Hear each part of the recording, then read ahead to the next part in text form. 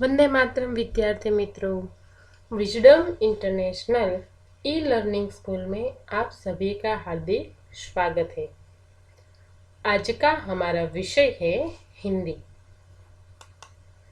कक्षा 9 विषय हिंदी, विषयांग स्वराज्य की नींव, भाग 1। इस पाठ के लेखक का नाम है विष्णु प्रभाकर और इस पाठ का साहित्य प्रकार है एकांकी। विद्यार्थी मित्रों, एकांकी अर्थात किसी विस्तृत नाटक का एक अंक। नाटक विशाल होते हैं जो कई अंकों में विभाजित होते हैं। उनके कई दृश्य होते हैं, कई खंड होते हैं, कई अंक होते हैं और उसी दृश्य में से किसी एक छोटे से दृश्य को लिया जाए या मंचित किया जाए स्टेज पर, उसे कहते हैं एकांकी। तो विद्यार्थी मित्रों, यह भी एक एकांकी है जिसका नाम है स्वराज्य की नींव। तो इस एकांकी का अभ्यास करने से पूर्व हम विष्णु प्रभाकर का जीवन परिचय प्राप्त कर लें। यह है विष्णु प्रभाकर।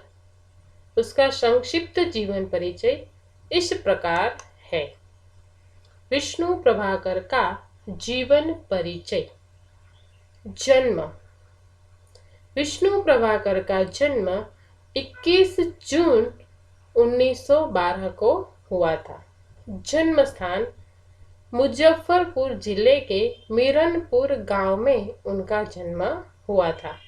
मृत्यु 11 अप्रैल 2009 को नई दिल्ली में उनका निधन हुआ था।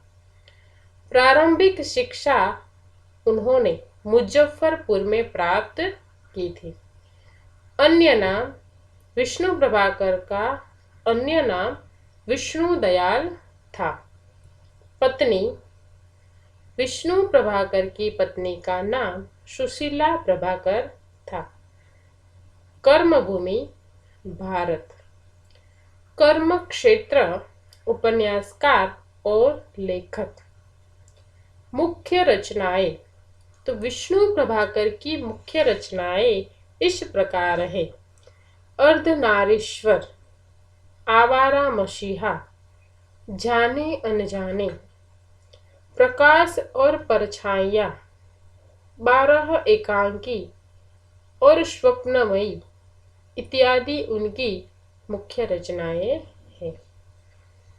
पुरस्कार: पद्म भूषण, साहित्य अकादमी पुरस्कार, सोवियत लैंड नेहरू पुरस्कार इत्यादि पुरस्कारों से विष्णु प्रभाकर को सम्मानित किया गया था।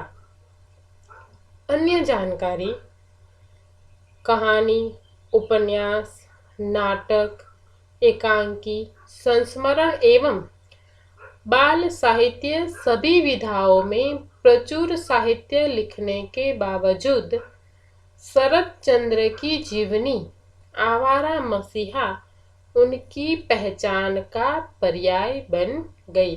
मतलब कि उनकी कई विधाओं में, मतलब कि उन्होंने नाटक, उपन्यास, कहानी, एकांकी, बाल साहित्य सभी विधाओं में अपनी लेखनी चलाई, लेकिन उनकी जीवन की सर्वश्रेष्ठ रचना जिन्होंने उनको सबसे ज्यादा प्रसिद्धि दी वो है आवारा मसीहा। सिर्फ एक रचना के माध्यम से उनको बहुत सारी प्रसिद्धि मिली।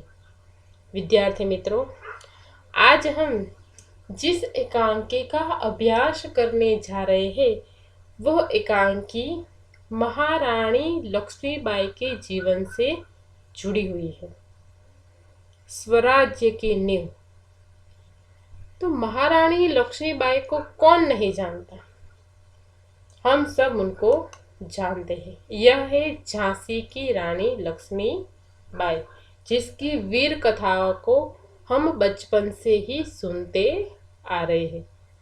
तो विद्यार्थी मित्रों, इस एकांकी को पढ़ने से पूर्व हम रानी लक्ष्मीबाई के जीवन से जुड़ी हुई कुछ बातों को जान लें। तो झांसी की रानी लक्ष्मीबाई वास्तविक अर्थ में एक आदर्श वीरांगना थी।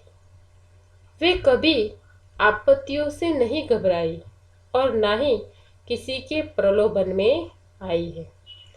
अपने पवित्र उद्देश्य की प्राप्ति के लिए वह सदैव आत्मविश्वास से भरपूर थी।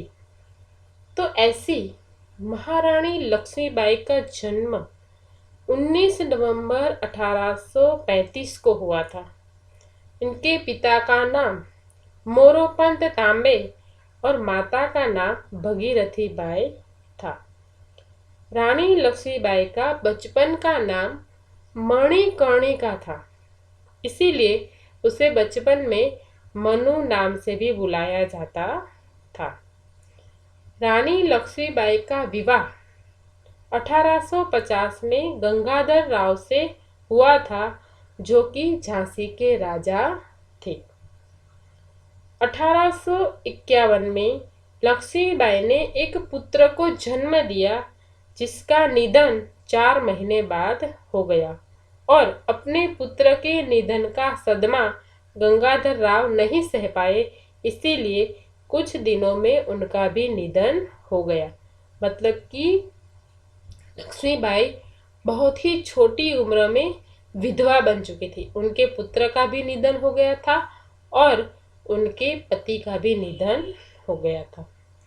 अब राजा गंगाधर राव ने अपने जीवन काल में ही अपने परिवार के बालक दामोदर राव को दत्तक पुत्र मानकर अंग्रेज सरकार को सूचना दे दी थी, परंतु ईस्ट इंडिया कंपनी की सरकार ने दत्तक पुत्र को अस्वीकार किया और इसके बाद शुरू हुआ रानी लक्ष्मीबाई के जीवन में संघर्ष। लॉर्ड डेलहाउसी ने गोद की नीति के अंदर दत्तक पुत्र दामोदर राव की गोद अस्वीकृति कर दी और झांसी को अपने अधीन कर दिया। लेकिन रानी लक्ष्मीबाई झांसी अंग्रेजों के हाथ जाने देना नहीं चाहती थी, इसीलिए रानी लक्ष्मीबाई ने खुद ही विद्रोह कर दिया।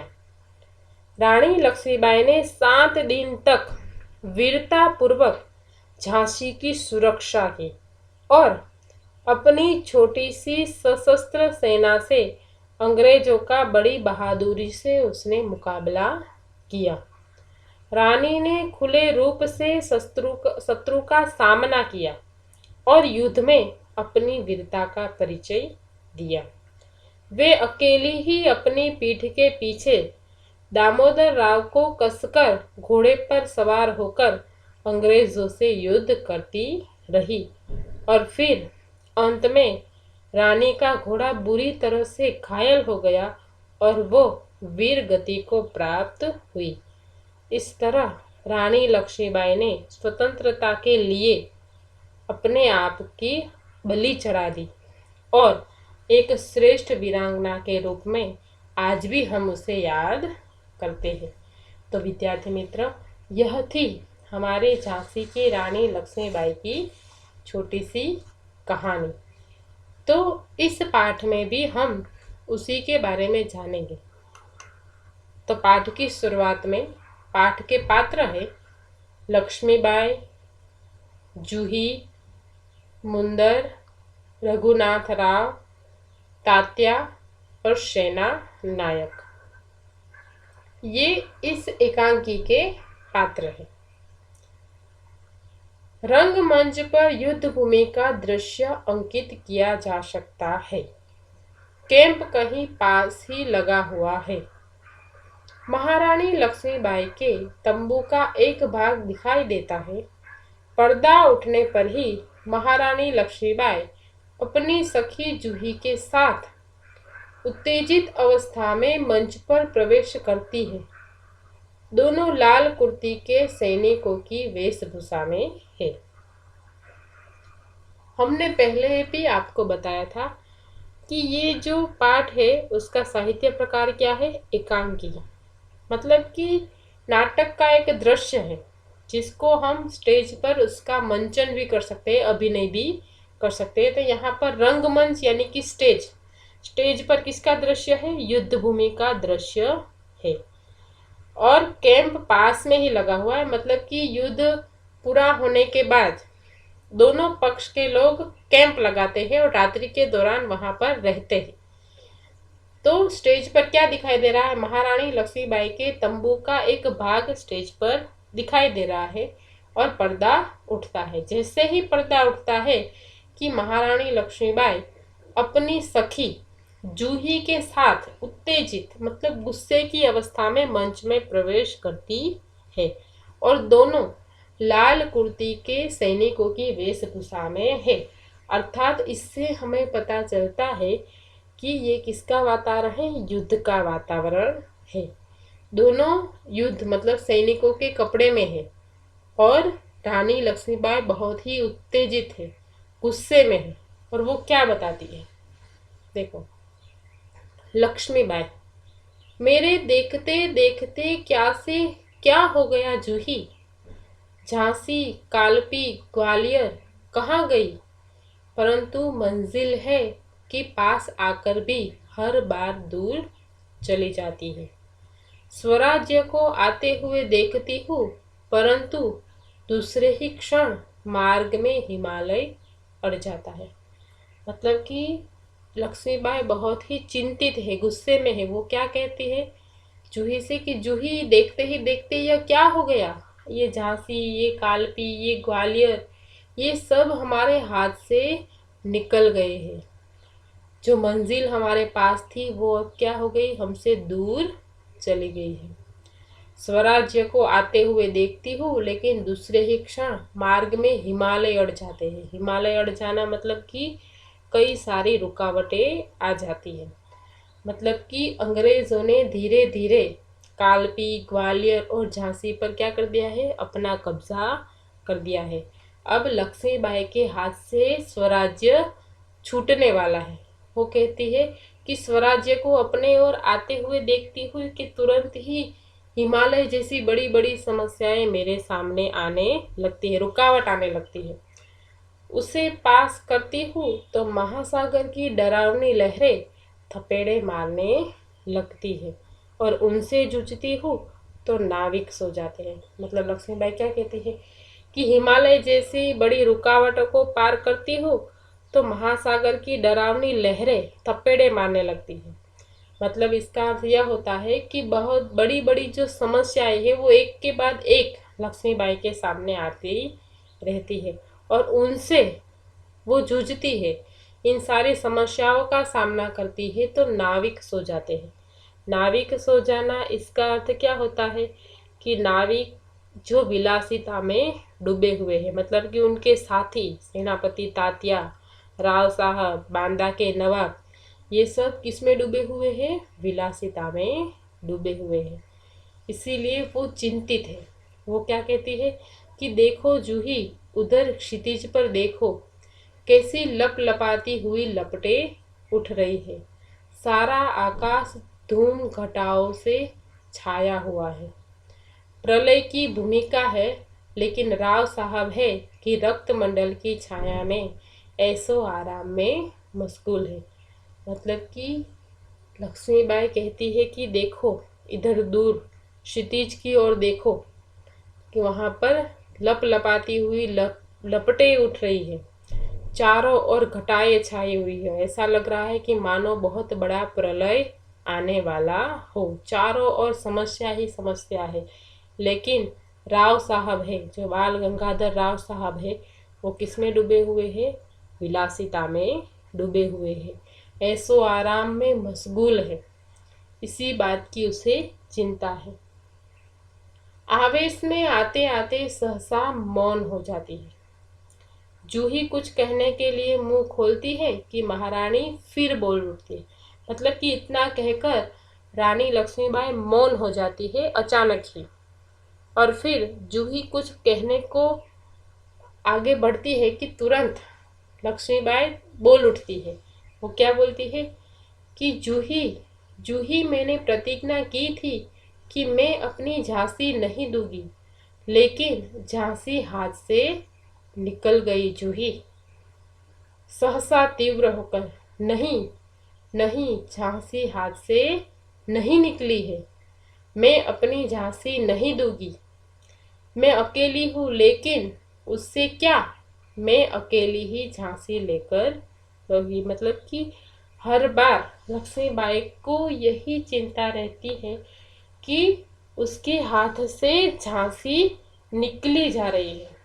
वो किसी भी कीमत पर झांसी को देना नहीं चाहती। वो क्या कहती है कि मैंने प्रतिज्ञा ली है कि मैं झांसी कभी दूंगी नहीं। किसी भी कीमत पर मैं अंग्रेजों के हाथों में झांसी नहीं जाने दूंगी। लेकिन आज उसे चिंता इसीलिए है क्योंकि आज उसके हाथ से झांसी छूटी जा रही है। इसीलिए वो आवेश में भी है और चिंतित भी है। वो कहती है कि मैं किसी भी कीमत पर अपनी झांसी वापस लेकर रहूंगी। मैं ऐसे हाथ में हाथ धरे बैठी नहीं रहूंगी।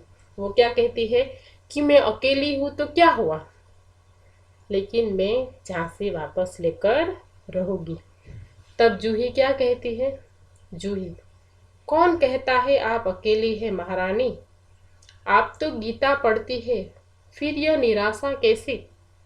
मतलब जूही कहती है कि कौन कहता है कि आप अकेली है, हम सब आपके साथ है।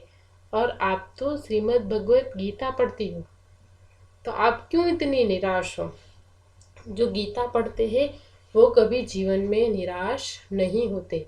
जिस प्रकार अर्जुन ने कुरुक्षेत्र में अपनों के साथ युद्ध किया था और विजय प्राप्त की थी, उसी प्रकार आपको भी निराश नहीं होना है और इस युद्ध में विजय प्राप्त करनी है। लक्ष्मीबाई, मैं निराश नहीं हूँ। मैं जानती हूँ कि मैं झांसी लेकर रहूंगी। लेकिन क्या तुम नहीं जानती कि उस दिन बाबा गंगादास ने मुझसे क्या कहा था? जब तक हमारे समाज में छुआछूत और ऊंच नीच का भेद नहीं मिट जाता और जब तक हम विलास प्रियता को छोड़कर जन सेवक नहीं बन जाते, तब तक स्वराज्य नहीं मिल सकता। वह मिल सकता है केवल सेवा, तपस्या और बलिदान से। मतलब लक्ष्मीबाई क्या कहते हैं कि मैं निराश नहीं हूँ। मैं निराश नहीं हूँ। वो कहती है कि मुझे पता है कि मैं झांसी वापस लेकर रहूंगी।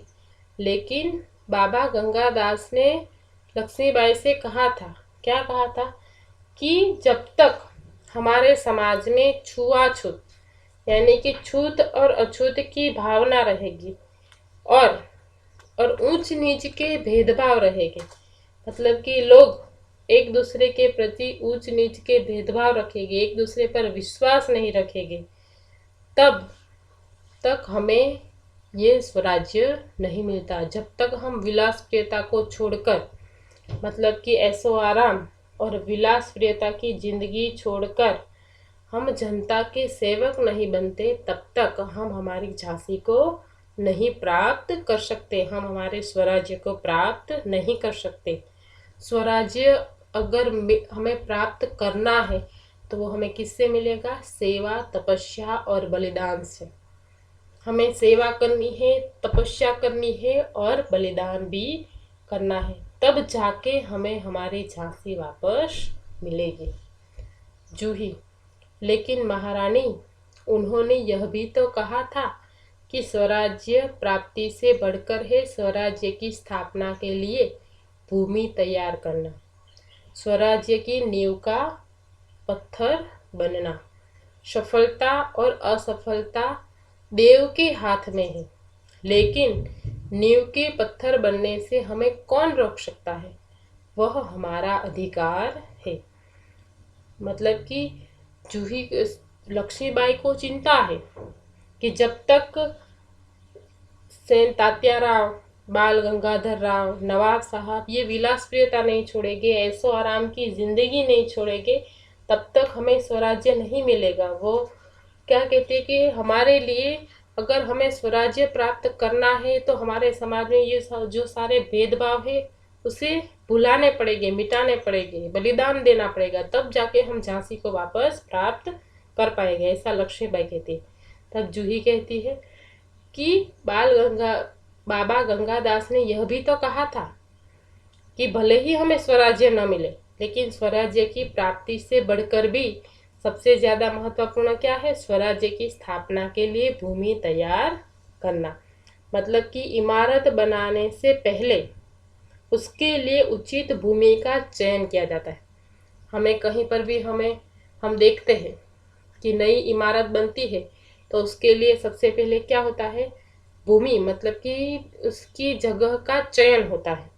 फिर उस पर मजबूत नींव रखी जाती है, और नींव जितनी मजबूत होगी इमारत उतनी ही मजबूत बनेगी। इस तरह स्वराज्य को प्राप्त करने के लिए देश और समाज में उसके लिए वातावरण तैयार करना भी जरूरी है। भले ही हमें स्वराज्य न मिले, लेकिन लोगों के अंदर स्वतंत्रता प्राप्ति की भावना जागृत करना भी बहुत बड़ा काम है। यह वातावरण जनमानस को उजागर करेगा और तैयार करेगा। शहीदों के बलिदान जनमानस को आंदोलित करेंगे और लोगों में स्वराज्य पाने की भावना तीव्र बनेगी। इस प्रकार स्वराज्य प्राप्त हो या न हो, लेकिन उस नींव के हम पत्थर बन सकते हैं। हम लोगों के मन में स्वराज्य की भावना जागृत कर सकते हैं और यह हमारा अधिकार है, ऐसा जूही कहती है।